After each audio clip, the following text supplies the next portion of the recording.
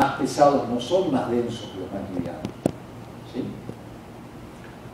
Entonces, esto me da esencialmente que la energía de amarre también es proporcional a la masa. Y aquí tenemos las primeras correcciones, ¿sí? Este sería el modelo más sencillo. La energía de amarre es proporcional a la masa. ¿Hablaron con Rubén Fusión de la saturación de las fuerzas nucleares? De que solamente que un protón o un neutrón solamente interactúa con unos pocos vecinos y no, digamos, en el plomo 208, que hay 208 nucleones. Un protón no ve a todos los 207 nucleones. ¿Sí lo hablaron eso? ¿Sí? Muy bien. Bueno, el hecho de que la masa y la energía de amarre sean proporcionales a A está fuertemente relacionado con el hecho de que la fuerza nuclear satura, ¿sí? Si no, la energía de amarre sería proporcional a A por A menos 1, esencialmente, que es como pasa en los procesos gravitacionales o los procesos electrostáticos, ¿sí?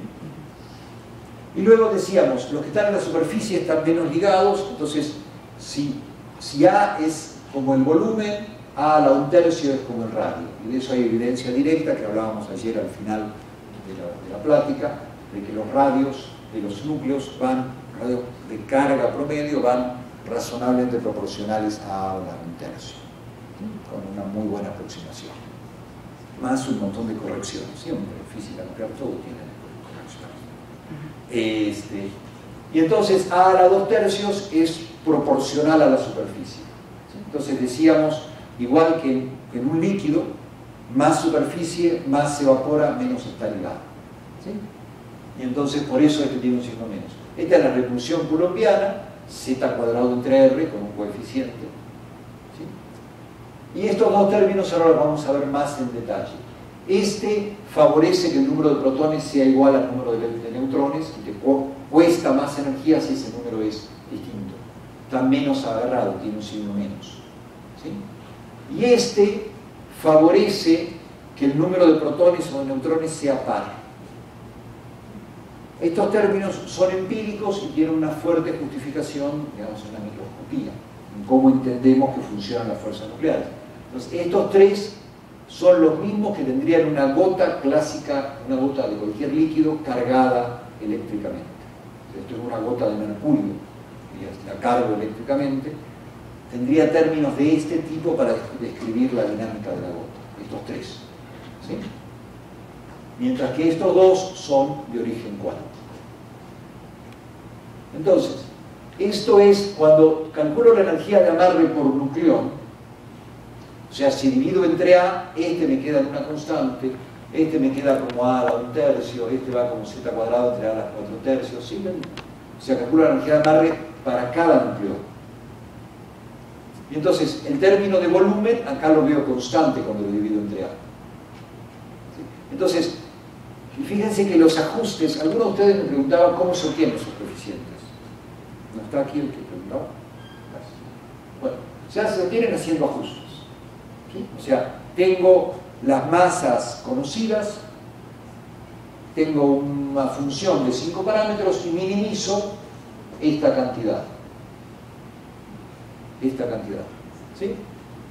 Entonces, esta cantidad tiene un mínimo cuando el modelo teórico es lo más parecido posible a los datos experimentales, ¿sí? Es un parámetro muy común. Cuando uno quiere hacer un ajuste con un solo parámetro, este es el más fácil para hacer un buen ajuste de cualquier curva. En este caso es una curva en 2 dimensiones, ¿sí? En función de n y z. Entonces se hace un cálculo variacional y se minimiza esa cantidad. Entonces este es el coeficiente. Ahora, si ustedes se fijan, la energía de amarre por núcleo es del orden un poquito más grande de 8, como 8.5 MeV, ¿sí? ¿Qué quiere decir eso? Quiere decir que si yo divido la masa de cualquier núcleo entre el número de nucleones, ¿sí? En vez de tener un número parecido a la masa del protón o la masa del neutrón, la masa del neutrón es como 939 MeV y la masa del protón es como 938,5, ¿sí? Pero yo divido la masa de un núcleo de la mayoría de los núcleos, entre su número de nucleones, obtengo un número que es como 8 MeV más chico, 8,5, del orden de 931 MeV, ¿sí? Y esa cantidad es muy parecida a lo que se llama la unidad de masa atómica. ¿Escucharon hablar de la unidad de masa atómica? Es la unidad en que se miden las masas de los núcleos y se define simplemente como 1/12 de la masa del carbono 2, ¿sí? Del átomo, neutro, tau base, carbono 2, ¿sí? Y entonces esa cantidad es como 8 MeV menor que que lo que sería tener los protones y los neutrones libres, ¿sí? Entonces, por cada núcleo, más o menos el núcleo está más ligado en 8 MeV, ¿sí? Ahora fíjense que el término de superficie solo da el doble, da casi 16, ¿sí? Porque todos los otros los disminuyen. Acá tienen, si agrego el término de superficie, vengo a parar acá, o sea, el término de volumen me da toda esta línea horizontal. Tendría como el doble de energía de ligadura si el núcleo fuera infinito, solo fuera volumen y fuera neutro, ¿sí? Pero entonces, el hecho de tener una superficie le baja a esta curva, ¿sí? Y luego, el hecho de que haya repulsión coulombiana lo baja todavía acá. Y el hecho del término este de simetría, que me pide que el número de protones y neutrones sea similar, cuando es distinto, pues todavía lo baja más, ¿sí? Y entonces, para los que vienen llegando, estamos simplemente continuando con, esta fue lo último que vimos el día de ayer, era la fórmula de masa del núcleo.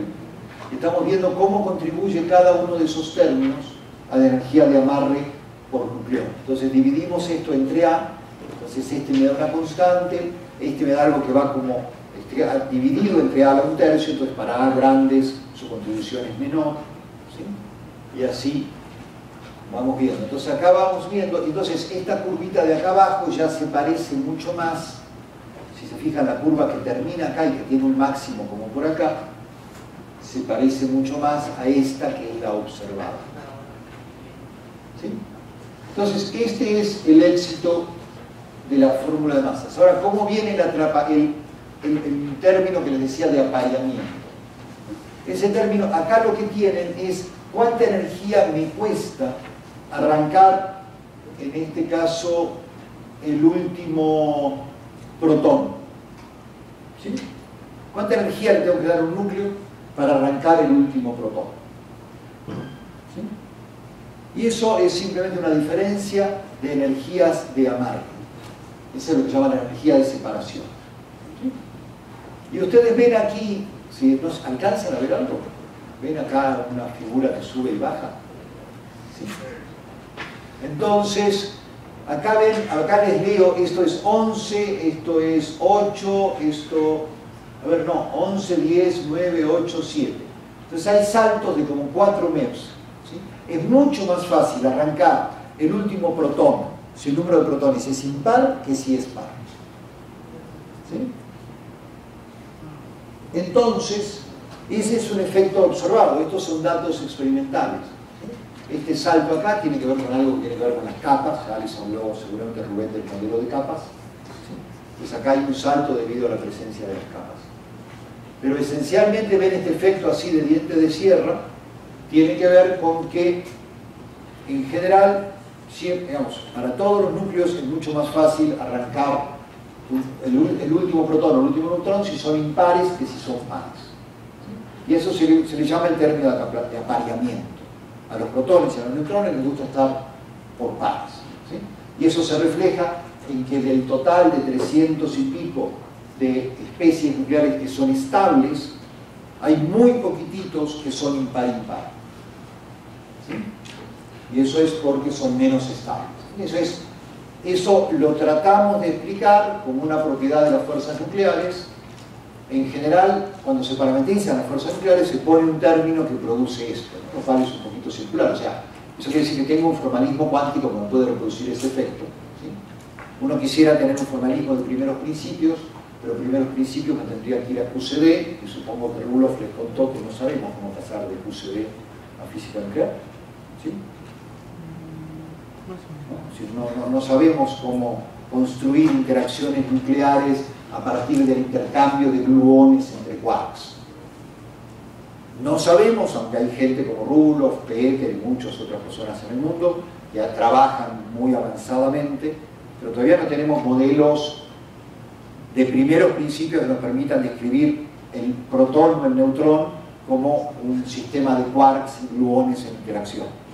Lo que tenemos son modelos efectivos donde hay una especie de quarks, entre comillas, de juguete amarrados por unos resortes que son como el intercambio de gluones, ¿sí? Que son muy útiles.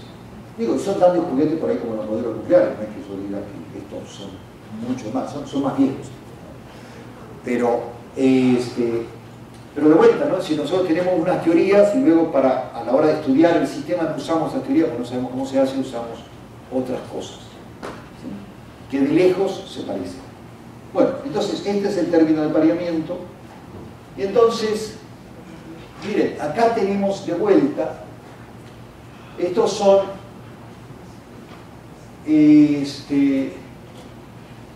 fíjense, acá comparamos de vuelta como función del número atómico, nada más que esto es un zoom. A ver, la curva que les voy a mostrar ahora es simplemente la región como entre 7 y 9, solamente este pedazo. Entonces vamos a ver muy amplificada esta parte de la curva. Aquí está, entonces por eso vemos un pico enorme acá, ¿sí? Porque estamos haciendo un zoom, vamos de 7.4 a 8.8. ¿Sí? ¿Y qué vemos? Los puntos negros que son muy suaves son los resultados de la fórmula de la gota. Y los puntitos blanquitos que oscilan ahí alrededor, pero muy cerca, son resultados experimentales. ¿Sí? Las masas medidas, que dije yo. Vamos a llamar masa experimental a eso que está publicado en la Atomic Mass Evaluation del 2003. ¿Sí? Y entonces, ven que el modelo es increíblemente bueno. ¿Sí? Fíjense que las masas, no hemos hablado de los tamaños, bueno, yo les decía, la unidad de masa atómica es del orden de 931 MeV, ¿sí? O sea, si quieren para redondear, para hacer cálculos mentales, de orden de 1 gigaelectronvolts, 1000 MeV, ¿sí? Entonces un núcleo que tiene 100 nucleones, ¿sí? Tiene una masa del orden de, digamos, 93 gigaelectronvolts, ¿sí? 92, 91, ¿está bien? Y acá tenemos, y fíjense que el error, miren por dónde anda la diferencia, ¿sí? Es decir, acá tenemos por nucleón, la diferencia es décimas de MeV, ¿sí? Quiere decir que el modelo, realmente este sencillo modelo de la gota, permite describir algunas propiedades muy importantes de las masas nucleares, ¿sí? Y esto es un modelo de 1936, muy viejito, pero muy bueno. Ahora, uno lo que puede hacer es mirar las diferencias. Y ahora ya no divididas entre A, sino en valores absolutos, ¿sí? Pero fíjense, las diferencias más grandes son del orden de menos 10, menos 15 MeV, digamos, a lo más, pongamos 15 MeV, ¿sí? La diferencia más grande. Pero estamos hablando de 15 MeV en 15 en 93.000, ¿sí? Quiere decir que se ha capturado una buena parte de la imagen. Y entonces lo que queda es estudiar, y estas son las correcciones a las que creo yo tú aludías. O sea, el modelo de la gota funciona muy bien y tiene diferencias, ¿sí? Acá ven, estos son los 2150 núcleos con n y z mayor que 8, mayor o igual que 8, graficados contra el número de protones, contra el número de neutrones y contra el número máximo. Y fíjense que se ve un comportamiento con unos picos muy impresionantes, ¿sí? Donde claramente los núcleos en esa región están mucho más ligados que lo que predice la gota, ¿sí? Por una cantidad que puede llegar a ser de hasta el orden de 15 MeV, ¿sí? Depende de dónde ponga el cero, claramente, ¿sí? Y entonces estos números, y acá los veo, ¿no? Es decir, esto es entre 40 y 50, este es 82, este es 126, aquí tiene 8, 20, 28, 50, 82. A esto se llaman los números mágicos. De esto les habló Rubén, ¿sí? A mí este tipo de gráficas me gusta mucho. Él se les presentó también. No. Me parece que muestran muy claramente que la gota es una descripción totalmente suave, ¿no? Donde todos los nucleones se comportan igual y tiene algunos pequeños efectos cuánticos, el término este de simetría, que prefiere que el número de protones y el número de neutrones sea lo más parecido posible, y el término de apareamiento.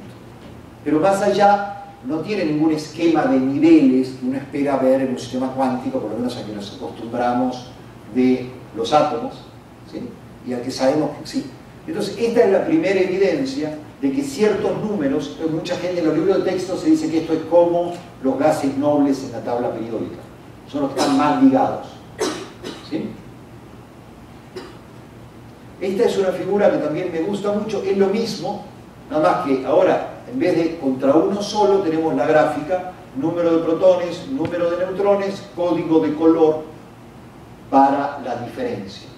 Entonces se ve bien bonito estas formas como romboidales, aquí estas regiones, y las líneas estas, azules oscuros, ¿sí? Donde se ve que hay una cierta descripción. Acá la diferencia es positiva y en estas otras regiones de capas abiertas, la diferencia es negativa, ¿sí? O sea, estos núcleos justo al medio, entonces a estas líneas negras son los números mágicos y esos núcleos los llamamos de capa cerrada. A estos que están justo en el cruce, que además son los más ligados de todos, los llamamos doblemente mágicos, ¿sí? El más popular suele ser, por ejemplo, el plomo 208, 82 protones, 126 neutrones, ¿sí? Y entonces, ahora, estos ajustes se hacen con una precisión de más o menos entre 2 y 3 MEVs, ¿sí? El ajuste global de la gota. O sea, el error promedio acá, el promedio global, el RMS ese que les decía, es entre 2,5 y 3,5 MEVs, según si es la gota o la gota con ciertas sofisticaciones. Pero para hacer predicciones en astrofísica nuclear se necesita una precisión de 10, probablemente 20 veces mejor que esta. O sea, se necesitaría predecir masas en un error promedio de 100 o 200 keV, no de 2 o 3 MEVs, ¿sí? Entonces, ese es un reto muy grande y por eso, desde hace más de 70 años, hemos seguido en la comunidad de física nuclear produciendo modelos de masas nucleares, ¿sí? Y hay muchos modelos de masas nucleares. Uno de ellos tiene que ver incorporar la forma del núcleo, ¿sí? ¿Por qué forma? ¿De dónde aparece? La idea de forma viene de la propia imagen de la gota cargada, ¿sí? ¿Por qué? Porque la gota, si la gota es esférica, ustedes han hecho el ejercicio en cálculo de que, dado una densidad constante y por lo tanto un volumen constante aunque cambie la forma, la superficie mínima de un objeto sólido, ¿cuál es? La esfera, ¿sí? Entonces la esfera minimiza la superficie. Minimiza la superficie, minimiza el término de superficie, o sea, es lo más ligado respecto de la superficie. Pero también es la más compacta y entonces maximiza la repulsión coulombiana, ¿sí? Entonces, hay cantidad de núcleos donde prefieren estar un poquito deformados.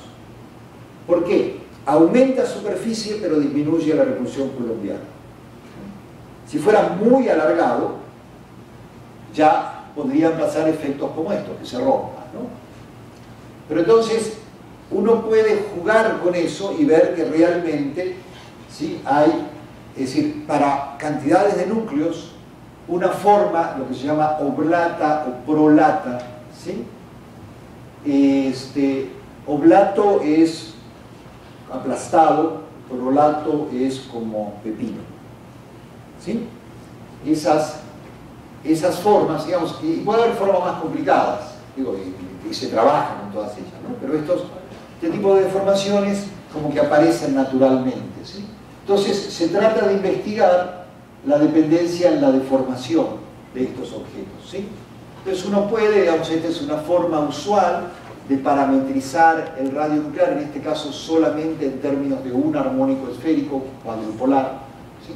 Eso permite tener deformaciones de este tipo, dependiendo si beta positivo o negativo, ¿sí?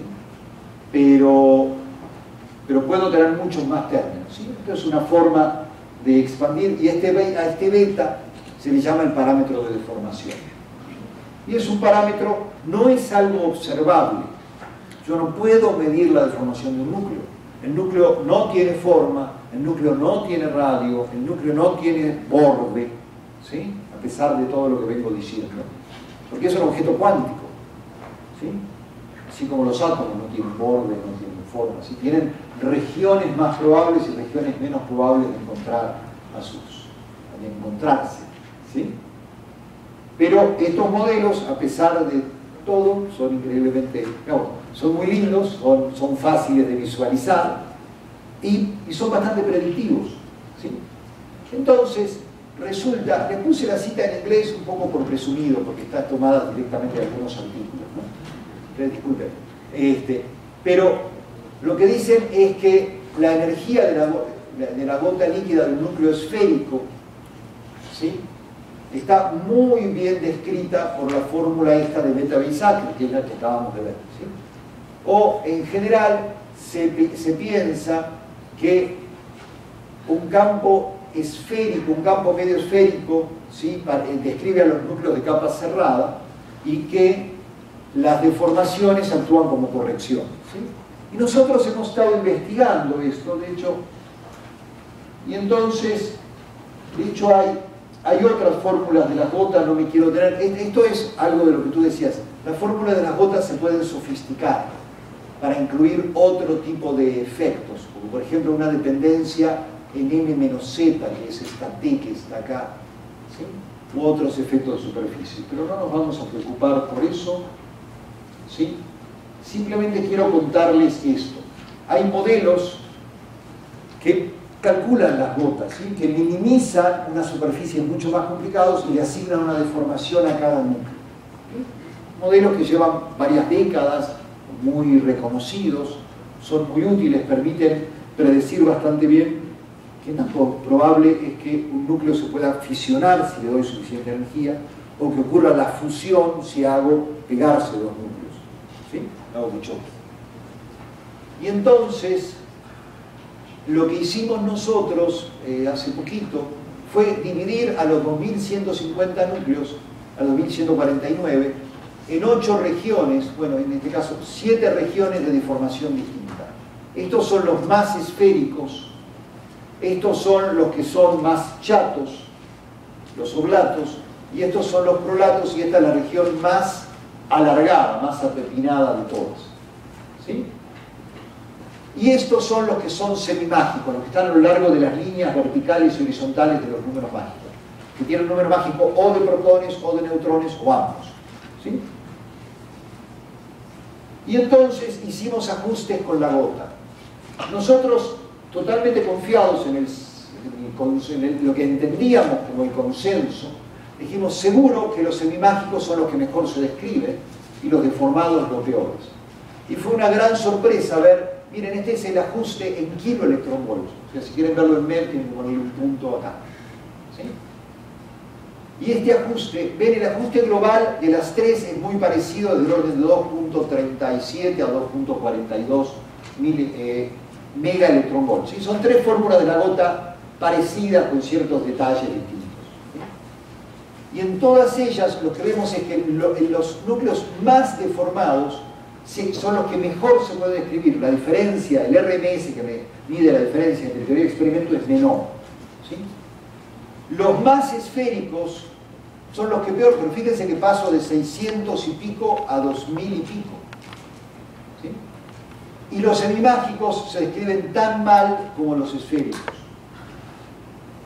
Entonces, esto fue una sorpresa. Yo aprovecho, como ya que estamos hablando de la gota, para contárselos, porque entonces, digamos, si bien probablemente en los libros de texto ustedes van a encontrar de que la gota líquida describe a los núcleos esféricos y que luego hay que incluir los efectos de deformación, si uno permite a la fórmula de la gota, lo que hicimos acá son ajustes distintos, ¿no? Es decir, si uno hace un ajuste global, tiene este RS global. Aquí lo que hicimos es un ajuste para cada región con un conjunto distinto de parámetros, ¿sí? Y la gota es mucho más hábil describiendo núcleos muy deformados que núcleos muy esféricos, como los semimágicos, o los, digamos, estos y estos son muy, casi el mismo conjunto, ¿no? Y entonces, eso es muy notable, ¿no? Entonces, quiero contar, digamos, esto ya lo hemos presentado en un par de congresos, de que, bueno, esto cambia un poquito la visión más establecida del tema, ¿sí? Y entonces, eso quiere decir que para tener descripciones con un error 10 o 20 veces más chico que esto, lo que necesitamos describir muy bien son los efectos de capas, ¿sí? Bueno, esto ya se los conté. Entonces, estos efectos, es decir, la gota describe muy bien justo estas regiones de acá. Y estos efectos en rojo o en morado son los que son el reto más grande para describir, ¿sí? Y entonces, hay un modelito muy sencillo que es simplemente tomar lo que se llama el número de protones y neutrones de valencia, que es la diferencia entre el número de protones y la capa cerrada más cercana, ¿sí? Esto puede tener una sutileza, que es que cuento hasta la mitad de la capa es el número de protones menos el tamaño de la capa, y la mitad de la capa para arriba es el tamaño de la capa que menos el número de protones, o sea, es el número de protones que me falta para completar. En definitiva sería el menor de los dos, o es el número de protones en exceso de la capa de abajo o lo que me falta para completar la capa de arriba. Usualmente se conoce con partículas o agujeros, ¿sí?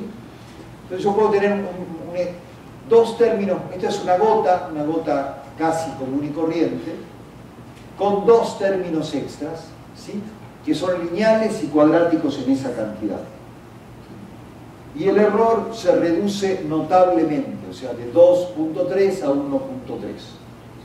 ¿Sí? Y la diferencia entre las masas medidas y las predichas se hace como mucho más complicada. Acá ya no se ve, digamos, se quitaron los efectos de capa, no se ve nada particularmente interesante, quizás aquí un poquito, pero muy poco lo que se ve a lo largo de estas rayas negras, ¿sí? Los picos en estas regiones desaparecieron casi por completo, ¿sí?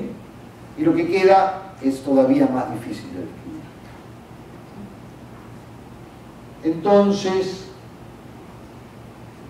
luego hay otras sofisticaciones, se pueden tener términos que vayan, digamos, ahí agregamos términos que son lineales y cuadráticos en el número de protones y neutrones de valencia, ¿sí? Se pueden agregar términos que sean cúbicos, como estos de acá, o cuárticos, ¿ven? Esto van 2 veces en el número de neutrones y 2 veces en el número de protones, ¿sí? Con algunas sutilezas por ahí, y todavía se consiguen ajustes mejores, ¿sí? Entonces, estos han sido... Ahora, fíjense que aún así, aún con estas sutilezas, y cuando el error global, el ajuste, digamos, es mucho mejor, todavía se describen mejor los deformados que los esféricos, ¿sí? Acá tengo una diferencia de 900 keV en la región de los esféricos, acá tengo 817 en los semimágicos contra 570, 600, 560, ¿sí? Y estos en la región de los más deformados. Entonces es notable, o sea, el reto de describir bien esas correcciones, las capas cerradas, es muy grande, ¿sí? Entonces, yo creo que voy a parar aquí para poder tener 5 o 10 minutos para conversar con ustedes. Entonces,